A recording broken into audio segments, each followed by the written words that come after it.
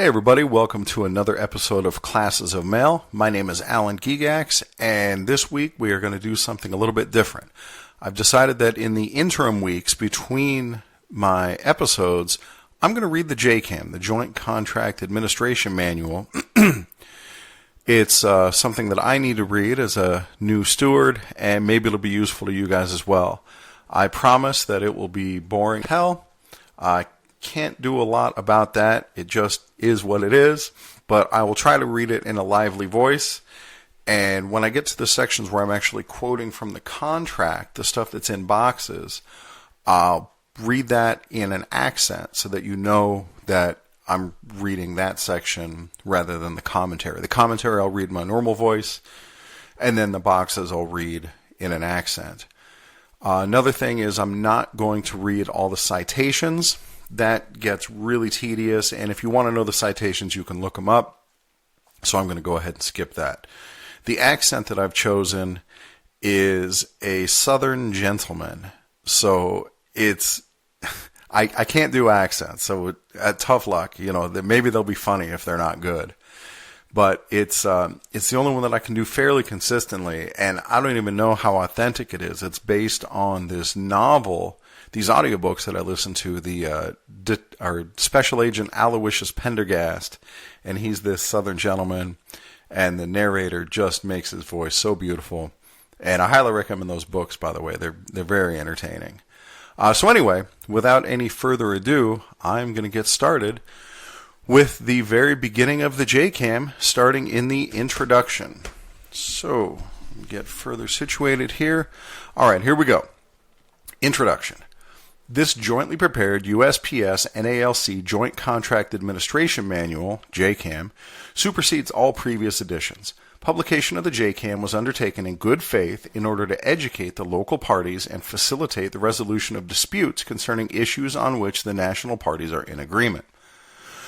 While the parties at the national level still dispute the proper application of some portions of the collective bargaining agreement, there are significant areas of agreement. The JCAM represents the parties' effort to inform labor and management in the field of these areas of agreement and encourage consistency and compliance with the issues treated. The narrative explanation of the collective bargaining agreement contained in the JCAM should be considered dispositive of the joint understanding of the parties at the national level. Some sections of the contract do not have a narrative explanation. No inference should be drawn from the lack of explanatory language. The actual language contained in the collective bargaining agreement appears in text boxes. Shaded contract language means the provision does not normally apply to the city letter carrier craft. The small text boxes found in the right-hand margin next to the contract language identifies where the memos referenced in the contract language text. The small text boxes found in the right-hand margin next to the contract language identifies where the memos referenced in the contract language text boxes are located in the JCAM. Preface. The JCAM is self-explanatory and speaks for itself. It is not intended to, nor does it, increase or decrease the rights, responsibilities, or benefits of the parties under the collective bargaining agreement. It neither adds to nor modifies in any respect the current collective bargaining agreement. At each step of the grievance arbitration procedure, the parties are required to jointly review the JCAM in order to facilitate resolution of disputes. The JCAM may be introduced in an arbitration as dispositive of those issues covered by the manual. If introduced as evidence in arbitration, the document shall speak for itself. Without exception, no testimony shall be permitted in support of the content, background, history, or any other aspect of the JCAM's narrative. The parties at the national level will update the JCAM at least once during the term of the national agreement. The parties at the local level should exercise caution to ensure that they are working from the most current issue of the JCAM and apply any revisions or modifications prospectively from the date of revision. On that note, this is the 2022 manual, which as far as I know is the most updated version of the JCAM. Once we get our new contract, I may have to go back and redo some stuff or talk about the changes, but most of this isn't going to change. All right, so here we go. We'll get into Article 1, Union Recognition. And we get to try the accent. Let's see how it goes. Preamble. This agreement, referred to as the 2019 National Agreement, is entered into by and between the United States Postal Service, hereinafter referred to as the employer, and the National Association of Letter Carriers, AFL-CIO, hereinafter referred to as the Union. The agreement is effective as of September 20th, 2019, unless otherwise provided. Article 1, Union Recognition. 1.1, Section 1, Union. The employer recognizes the National Association of Letter Carriers, AFL-CIO, as the exclusive bargaining representative of all employees in the bargaining unit for which it has been recognized and certified at the national level, city letter carriers. The Postal Reorganization Act of 1970, PRA, transformed the Post Office Department into an independent establishment of the government of the United States, the United States Postal Service. The PRA also gave postal employees the right to bargain collectively over their wages, hours, and working conditions. The law states that the Postal Service, quote, shall accord exclusive recognition to a labor organization when the organization has been selected by a majority of the employees in an appropriate unit as their representative, end quote. This PRA mandate followed the concept of exclusive recognition that had long served as the basis for collective bargaining in the private sector. The doctrine holds that only one labor organization can represent, quote, all employees in such unit for the purposes of collective bargaining in respect to rates of pay, wages, hours of employment, or other conditions of employment, end quote. NALC is the exclusive bargaining agent representing city delivery carriers. Although NALC membership is not limited to members of the city letter carrier craft, NALC is the exclusive representative of all city letter carriers, the only organization entitled to represent letter carriers in their collective bargaining relationship with the U.S. Postal Service. Despite the doctrine of exclusive representation, Article 17.2.e provides that a steward may be designated to represent a craft other than the steward's own if the unions involved approve and notify the Postal Service in writing. The positions currently designated in the letter carrier craft and thus within the jurisdiction of NALC for representational purposes are listed in Article 41.1.a.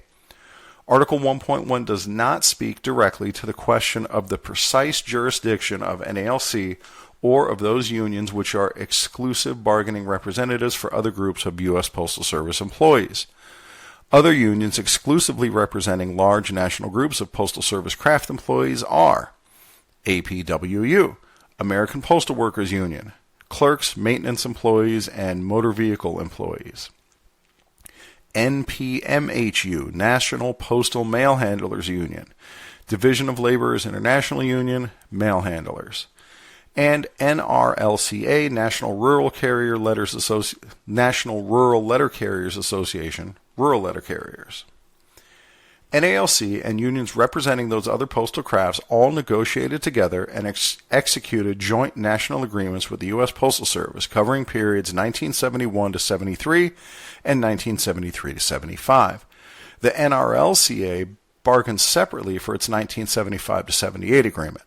In 1978, 1981, 1984, 1987, and 1990, NALC and APWU, the Joint Bargaining Committee, negotiated jointly, while the unions representing mail handlers and rural carriers negotiated separate agreements. In 1994 and thereafter, NALC negotiated and arbitrated its national agreements separately from APWU. Presently, each of the four major postal unions has a separate national agreement with the Postal Service. 1.2, Section 2, Exclusions. The employee group set forth in Section 1 above does not include, and this agreement does not apply to, 1. Managerial and supervisory personnel. 2. Professional employees. 3. Employees engaged in personnel work in other than a purely non-confidential clerical capacity. 4. Security guards as defined in Public Law 91-375-12012. 5. all Postal Inspection Service employees. 6.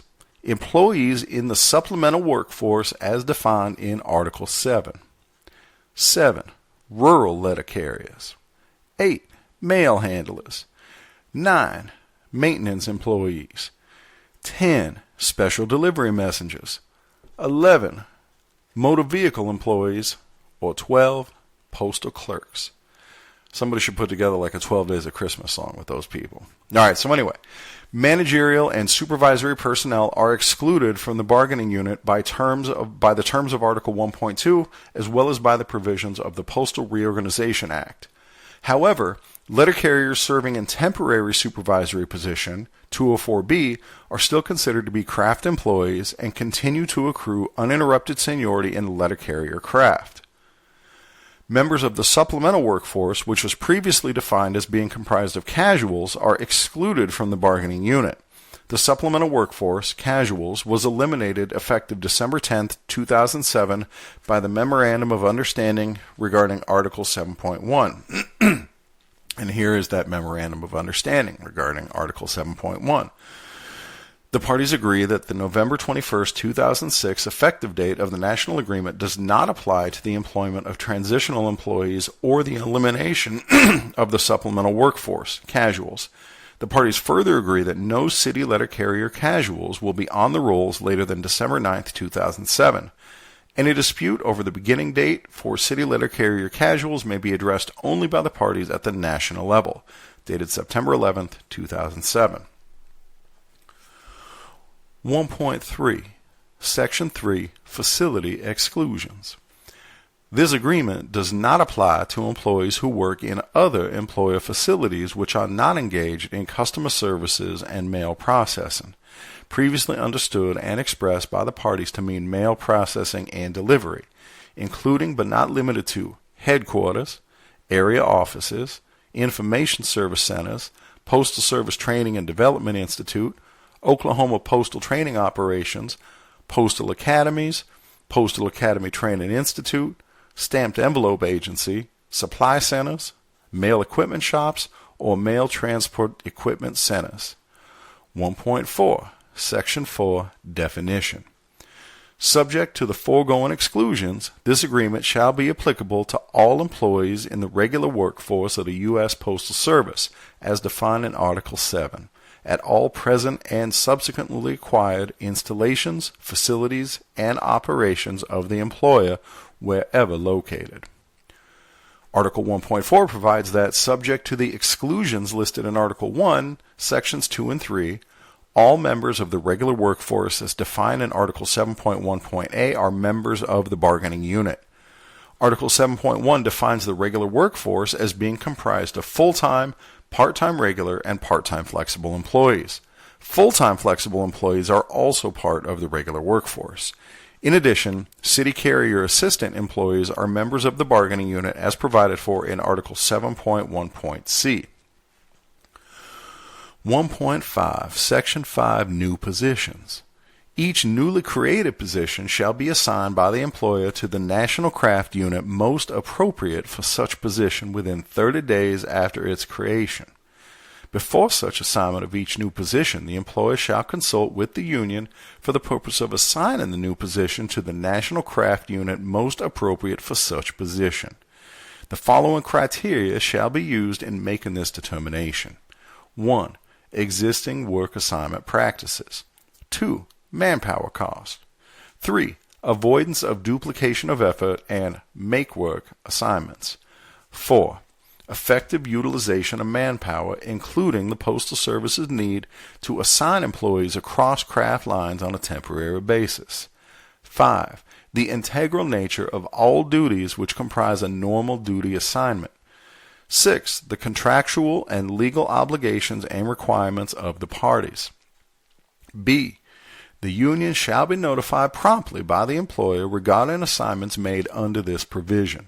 Should the union dispute the assignment of the new position within 30 days from the date the union has received notification of the assignment of the position, the dispute shall be subject to the provisions of the grievance and arbitration procedure provided for herein.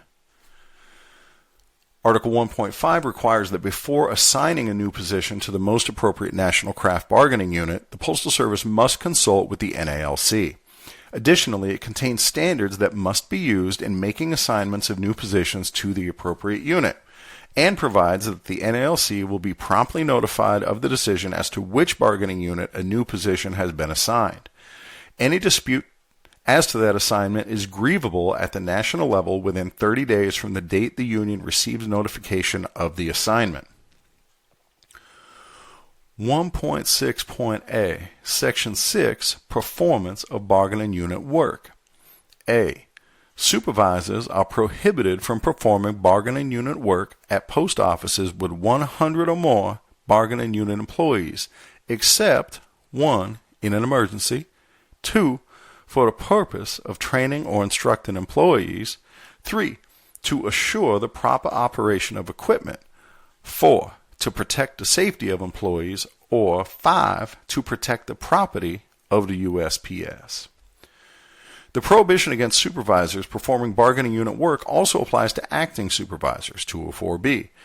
The PS Form 1723, which shows the times and dates of the 204B detail, is the controlling document for determining whether an employee is in a 204B status. A separate PS Form 1723 is used for each detail. A single detail may not be broken up on multiple PS Form 1723 for the purpose of using a 204B on overtime in lieu of a bargaining unit employee. Article 41.1.A.2 requires that a copy of the PS Form 1723 be provided to the union at the local level. An acting supervisor, 204B, may not be used in lieu of a bargaining unit employee for the purpose of bargaining unit overtime.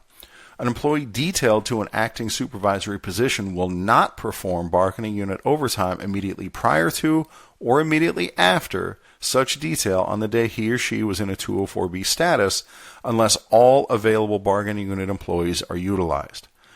However, an employee may work bargaining unit overtime otherwise consistent with the provisions of Article 8 on the day before or the day after a 204B detail. Branches that wish to determine whether a post office has 100 or more bargaining unit employees should contact their national business agent. The settlement agreement NC-E-4716 between the NALC and USPS, which was intended to be of general application, provides that, quote, where additional work hours would have been assigned to employees but for a violation of Article 1.6.A, and where such work hours are not de minimis, the employees whom management would have assigned the work shall be paid for the time involved at the applicable rate, end quote. De minimis means trifling, unimportant, inconsequential. An emergency is defined in Article 3.F as, quote, an unforeseen circumstance or a combination of circumstances which calls for immediate action in a situation which is not expected to be of a recurring nature, end quote. 1.6.B. B. In offices with less than 100 bargaining unit employees, supervisors are prohibited from performing bargaining unit work except as enumerated in Section 6.A.1 through 5 above, or when the duties are included in the supervisor's position description. The preceding article, Article 1, shall apply to city carrier assistant employees. Article 1.6.B prohibits supervisors in offices with less than 100 bargaining unit employees from performing letter carrier bargaining unit work, except for the reasons enumerated in Article 1.6.A.1 through 5, or when the duties being performed are included in the supervisor's position description. The Step 4 decision NC-C-9746 provides that no matter what appears in a supervisor's job description, it does not authorize the supervisor to perform bargaining unit work as a matter of course every day, but rather to meet established service standards. Furthermore, the pre-arbitration settlement H7N-2M-C provides that where the phrase distribution task, the pre-arbitration settlement, provides that where the phrase distribution tasks or, quote, may personally perform non-supervisory tasks, end quote, is found in a supervisor's job description, this does not include casing mail into letter carrier cases. Hey, that's it. That's the end of Article 1. Okay, first one down. So that's it. 20 minutes. We have gotten through Article 1. Article 2 is even shorter. So we're on our way. I think I'm going to keep doing this. In between episodes, every other week, I will read the next section of the JCAM, or if it's too long, and that's easy to imagine, then I'll break it up. But together, you and I, we're going to get through the JCAM. We're going to learn all this stuff. Knowledge is power. And learning all this stuff helps to make you discipline-proof, and of course, that's our goal here. So, thanks for listening, and I will see you guys next time.